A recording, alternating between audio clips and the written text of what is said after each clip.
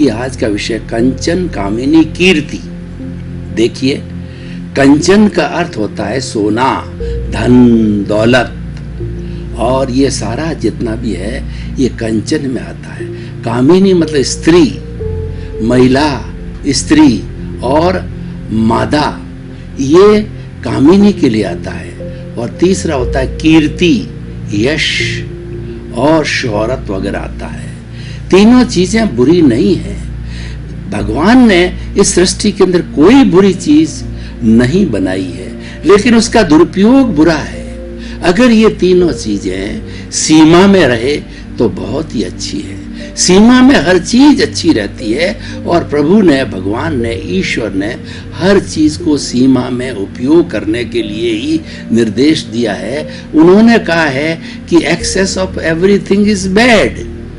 अधिकता से कोई भी वस्तु खराब होती है, चाहे वो अतिरिक्त बुद्धि हो वह भी खराब है। कंचन कामिनी कीर्ति आवश्यकता से अधिक हो या उसका दुरुपयोग हो तो वो बहुत बुरी है। ये तीनों क्यों मिलती है? ये तीनों अपने पूर्व जन्म का भाग्योदय होता है, जब प्रारब्ध होता है तभी मिलती है। हर एक व्यक्ति को ये तीनों चीजें नहीं मिलती है। और हमारे शास्त्रों में लिखा गया है कि जर जोरू जमीन झगड़े की जड़ है। इंसान आपस में क्यों लड़ते हैं? समुदाय आपस में क्यों लड़ते हैं? परिवार आपस में क्यों लड़ते हैं? एक देश दूसरे देश से क्यों लड़ता है? एक राज्य दूसरे राज्य से क्यों लड़ता है? इसका कारण है कि जो है वो जर जोरू जमीन।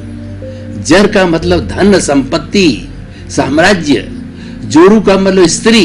पुराने जमाने का आप इतिहास उठा करके देख लिए, कोई राजा किसी पे मुग्ध हो जाता, लेकिन वह स्त्री किसी दूसरे से शादी करना चाहती या उसके माता पिता दूसरे से शादी करना चाहते, तो वो जबरदस्ती अपने जो है साम्राज्य को या अपनी शक्ति का दुरुपयोग करके उसको हथियाना चाहता है। ऐसे बहुत से किस्से आपको पुराने इतिहास में मिलेंगे।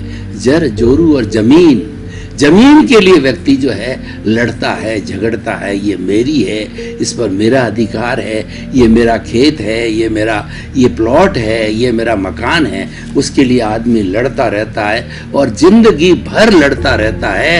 वो नहीं, स्वयं उसके बेटे और पोते कोर्ट में लड़ते रहते हैं। ऐसे बहुत से किस्से हमने सुने हैं कि कोई भी जो दादा केस लगाता है, पोता लड़ता है। अब 2 जनरेशन यानी 50 साल तक चलता रहता है। और अंत में क्या होता है? देखिए, कोर्ट का जब लंबा केस चलता है तो अंत में क्या होता है? जज भी समझौते के फॉर्मूले पर आता है, और वकील दोनों तरफ के जब दोनों पार्टियों को अच्छी तरह से चूस लेते हैं और दोनों पार्टियां हार जाती है, उस वातावरण को देख करके दोनों पक्ष के वकील और जज जो है समझौते की बात करते हैं, क्योंकि समझौते का वातावरण बन जाता है। दोनों पार्टियां लड़ करके 50-50 साल थक जाती है, और वो थक करके और वो शांति चाहती है। तो ये काम तो हम पहले दिन से ही कर सकते थे। अगर हमारे भाई के बीच में झगड़ा हुआ है या किसी पार्टी के बीच में झगड़ा हुआ है, तो दोनों जानते हैं कि तीनों कोर्ट से हमेशा बचना चाहिए।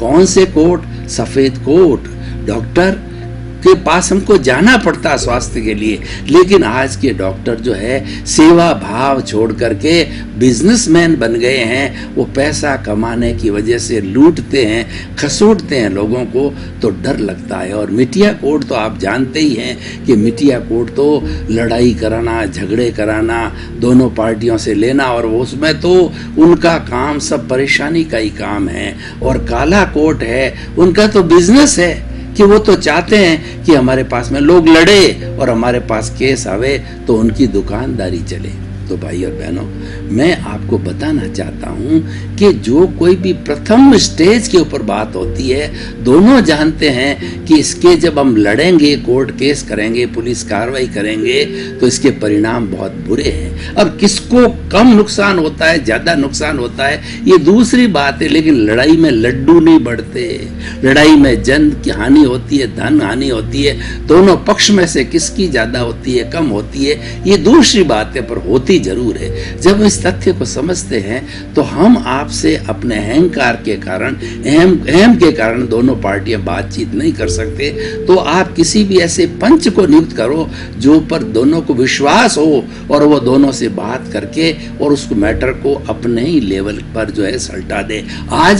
आज इस बात को देख करके सरकार क्या कर रही है, कोर्ट क्या कर रही है कि फैमिली कोर्ट लगा रही है। वो चाहती है कि झंझट लंबे नहीं चले। उनको खुद को महसूस हो गया ये झगड़े बहुत लंबे चलते हैं क्योंकि कोर्ट की कार्रवाई बहुत लंबी है, न्याय बड़ा मुश्किल से मिलता है। इसलिए समझौते की स्थिति पर उन्होंने फैमिली कोर्ट और अन्य कोर्ट स्थापित किए। तो मैं बात कर रहा था कंचन, कामिनी और कीर्ति की। कंचन, ये तीनों चीजें भाग्योदय से मिलती है, परंतु क्वेश्चन ये कि हमको मिल गई। ये मिलना बात अलग है, ये होना बात अलग है और करना बात अलग है। अब वो आपको धन दौलत ये खूब अच्छी मिल गई है, तो आप जो है उसका उपयोग कैसे करते हो? अगर आप उसका सही उपयोग करते हो बहुत अच्छी बात है, उसके लिए ही मिली है। और आपके पास में धन दौलत बहुत ज्यादा है और आप धार्मिक प्रवृत्ति के व्यक्ति हो, आप एक साधनाशील चिंतनशील व्यक्ति हो, तो आपकी आवश्यकता पूर्ति होने के बाद में वो सारा धन परोपकार में लगाओ।